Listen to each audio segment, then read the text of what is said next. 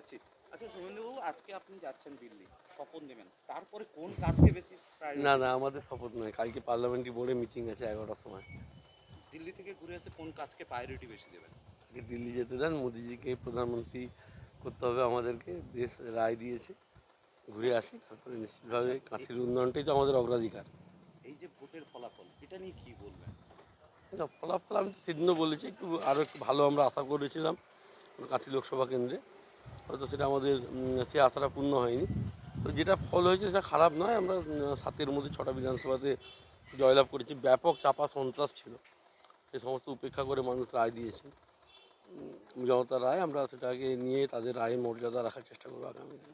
এখানে মোদিজি সভা করেছেন, তারপরে অমিত শাহজি এসেছেন, রাজ্যের বিভিন্ন প্রান্তে ঘুরে বেরিয়েছেন, সেক্ষেত্রেও এই যে ভোটটা কমলো বা আসন সংখ্যা কমলো, এটা নিয়ে কি বলবেন? না না, এটা পার্টি পর্যালোচনা করবে, আমার এটা নিয়ে কোনো বক্তব্য নেই। মোদিজি এবারে হলদিয়াতে আসতে পারেনি, খারাপ আবহাওয়ার জন্য তার প্রপার ল্যান্ড করেনি, তিনি ভার্চুয়ালি বলেছেন। আমাদের পূর্ব মেদিনীপুর জেলা দুটি আসনই আমরা মোদিজিকে উপহার দিতে পেরেছি, এটা আমাদের কাছে অত্যন্ত আনন্দের এবং গর্বের বিষয়। না, আগে তো কালকের কাজ, কালকে পার্লামেন্টারি বোর্ডে মিটিং আছে 11টার সময়। আমাদের মানে প্রধানমন্ত্রী তো থাকবেন ও সমস্ত আমাদের শীর্ষ নেতৃত্বরা থাকবে সেখানে। তমলুক লোকসভার সিপিআইএম প্রার্থী সায়ন ব্যানার্জি তিনি কাউন্টিংয়ের দিনই একটা কাউন্টিং হল থেকে বেরিয়ে একটা অভিযোগ করলেন যে পূর্ব মেদিনীপুরে তৃণমূলের ফল খারাপ হওয়ার পিছনে অধিকারীদের কাছ থেকে টাকা নিয়েছে তৃণমূল কর্মীরা বা নেতৃত্বরা। তো বাজে কথা, যারা শূন্য থেকে মহাশূন্যের দিকে এগিয়ে চলেছে তাদের কথার কোনো গুরুত্ব নেই। ভোট কাটুয়া পার্টিতে পরিণত হয়েছে, তাদের কোনো রেলেভেন্স নেই, তাদের কথারও কোনো গুরুত্ব নেই। বলছি দিল্লি যাচ্ছেন তো, যে সেখানকার যে রীতি রেওয়াজ রয়েছে সেগুলো কি খানিকটা শিশিরবাবু বাবা অর্থাৎ দীপেন্দ্রবাবুর কাছ থেকে কিছুটা কি ছাড়িয়ে নিলেন?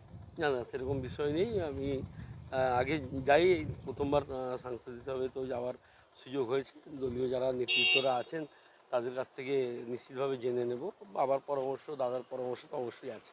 এখনো পর্যন্ত ভোট পরবর্তী কোনো সন্ত্রাসের অভিযোগ রয়েছে? হ্যাঁ, সন্ত্রাস চলছে। আপনার সাউথ খণ্ড অঞ্চল, ভায়াচাউলি, আমাদের নিচ কসবার একটা আলিপুর সংলগ্ন একটি বুথে, ওখানে একটু সন্ত্রাস আছে, বা আমাদের বড়হাট পটাশপুরে সন্ত্রাস আছে।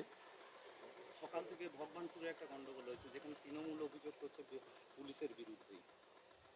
দেখুন, এদের অভিযোগ, এদের কথার কোনো মূল্য নেই।